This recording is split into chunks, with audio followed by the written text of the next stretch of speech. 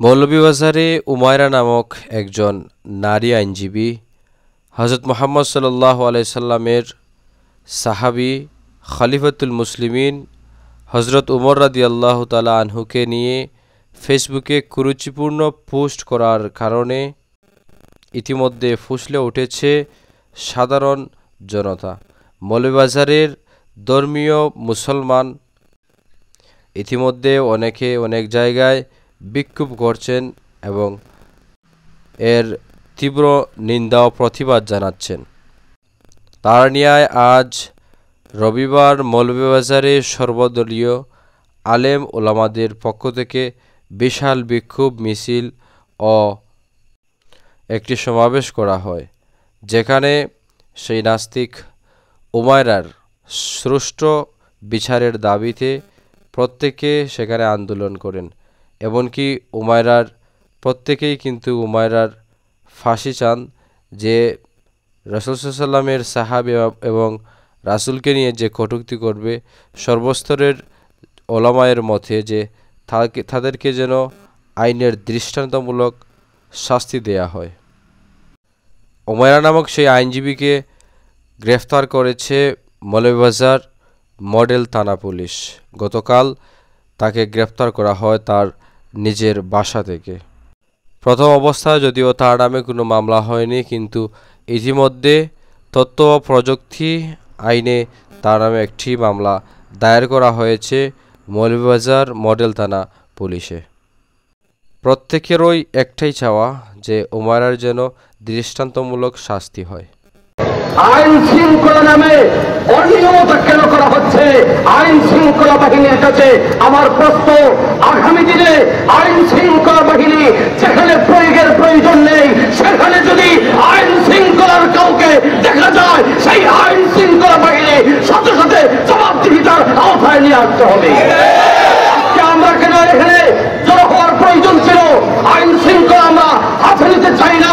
আপনারা আইন শৃঙ্খলাকে যথা নিয়মে প্রয়োগ করুন, অন্যথায় এই জনগণ ফুঁসে উঠতে জনগণকে রোখার শক্তি আপনাদের হবে না। আইন শৃঙ্খলা রক্ষা বাহিনীর কাছে আমার সবিনয় অনুরোধ, আপনারা আপনাদের আইনকে সুন্দরভাবে পরিচালনা করে যারা দৃষ্টান্তমূলক শাস্তির আওতায় নিয়ে আসুন, অন্যথায় ভয়াবহ পরিস্থিতির জন্য আপনারা দায়ী হবেন। আমরা সত্যের মাপকাঠি হিসেবে আমরা মনে করি তাদের চরিত্র হননের চেষ্টায় লিপ্ত হয়েছে। একটি রাজনৈতিক বিষয়কে টেনে এনে ইসলামের সুমহান আদর্শের উপরে আঘাত হানা হয়েছে। সেই বিষয়ে আমাদের মৌলভীবাজারের ছাত্র জনতা, আপামর মুসলমানরা আজ জেগে উঠেছে এবং তীব্র নিন্দা এবং ক্ষোভ প্রকাশ করেছে।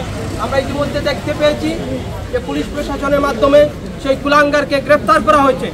আমরা চাইব এই গ্রেফতার যেন শেষ না হয়, তার যেন সুষ্ঠু বিচারের মাধ্যমে তাকে যেন কোর্ট হাজতের মাধ্যমে জেল প্রেরণ করা হয়। কোনো রাঘব বোয়ালের ইঙ্গিত বা ইশারায় যেন তাকে এখান থেকে ছেড়ে না দেওয়া হয়।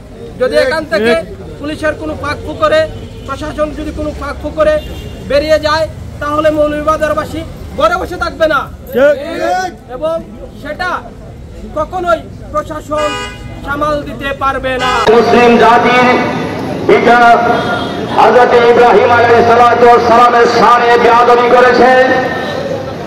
সে দীর্ঘদিন যাবৎ তার ফেসবুক আইডিতে ইসলাম বিদ্বেষী লেখনীর মাধ্যমে সাহাবায়ে কেরামের বিরোধিতা করে আসছে, ইসলামের বিরোধিতা করে আসছে।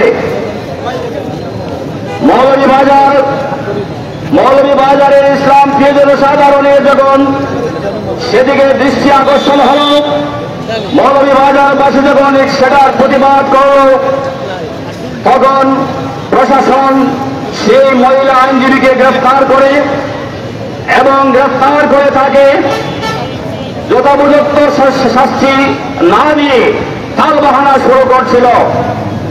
সেই প্রতিবাদে মৌলভীবাজারের জনসাধারণ, মুসলিম জনসাধারণ আজকের এই প্রতিবাদ সভার আয়োজন করেছে।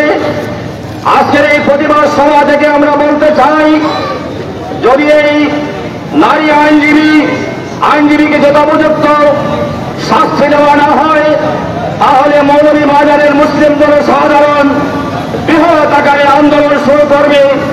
কারণ সাহাবায়ে কেরামের ব্যাপারে কথা বলেছে, সাহাবায়ে কেরামের ব্যাপারে কথা বলা মানে মুসলিম জনসাধারণের হৃদয় রক্ত গরম করেছে।